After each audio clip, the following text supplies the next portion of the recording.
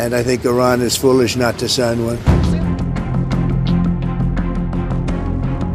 পরমাণু চুক্তি নিয়ে ইরানকে বরাবরই চাপে রাখতে চাইতেন মার্কিন প্রেসিডেন্ট ডোনাল্ড ট্রাম্প। ওই চুক্তিতে সই না করলে ইরানের পরিণতি যে ভালো হবে না তাও বারবার বুঝিয়েছেন ট্রাম্প। কিন্তু ইরান চুক্তিতে অসম্মতি জানালে ট্রাম্প এবার হঠাৎ এমন কড়া হুমকি দেন যাতে উদ্বিগ্ন গোটা বিশ্ববাসী।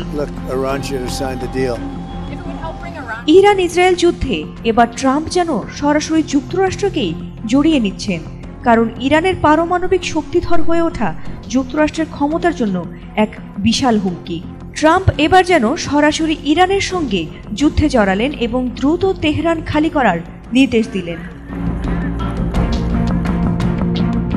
মার্কিন প্রেসিডেন্ট স্পষ্ট করেই জানিয়ে দিলেন ইরানের কোনো পারমাণবিক অস্ত্র থাকতে পারে না। এবার তার কথা না শুনলে ইরানের ওপর শুধু ইসরায়েলই নয় বরং যুক্তরাষ্ট্রেরও আক্রমণ যে পারবে তাও বুঝিয়ে দিয়েছেন তিনি। ইরানিদের তাই দ্রুত তেহরান খালি করার হুঁশিয়ারি দিয়েছেন মার্কিন প্রেসিডেন্ট ডোনাল্ড ট্রাম্প। সোমবার সামাজিক যোগাযোগ মাধ্যম ট্রুথ সোশ্যালে দেওয়া এক পোস্টে তিনি এ হুঁশিয়ারি দেন। এক প্রতিবেদনে এ তথ্য জানিয়েছে মার্কিন সংবাদ মাধ্যম CNN।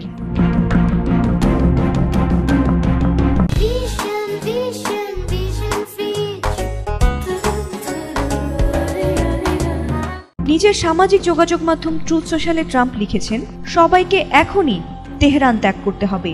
পোস্টে ট্রাম্প আরও লেখেন, ইরান আমার প্রস্তাবিত চুক্তি মেনে নিলে আজকের প্রাণহানি এড়ানো যেত। এটা দুঃখজনক ও অনর্থক প্রাণহানি। পরিষ্কার করে বলছি, ইরান পারমাণবিক অস্ত্র গ্রহণ করতে পারে না। আমি বারবার এটা বলেছি। তবে এই হুঁশিয়ারির পেছনে এখনো নির্দিষ্ট কোনো কারণ উল্লেখ করেননি মার্কিন প্রেসিডেন্ট ট্রাম্প। এদিকে গত শুক্রবার থেকে পাল্টাপাল্টি হামলা ভয়াবহ রূপ নিয়েছে। ইসরায়েল ইরানে একের পর এক বিমান হামলা চালাচ্ছে, জবাবে ইরানও ক্ষেপণাস্ত্র ও ড্রোন হামলা চালাচ্ছে। তবে বিশ্লেষকরা বলছেন, ইরানের প্রতি ট্রাম্পের এমন হঠাৎ হুঁশিয়ারি আন্তর্জাতিক মহলে নতুন করে উদ্বেগ তৈরি করছে। Well, I think Iran basically is at the negotiating table. They want to make a deal. And as soon as I leave here, we're going to be doing something. But I have to leave here. I have, this commitment. I have a lot of commitments. I have a commitment to a lot of countries. Fatima Sultana, ATN Bangla.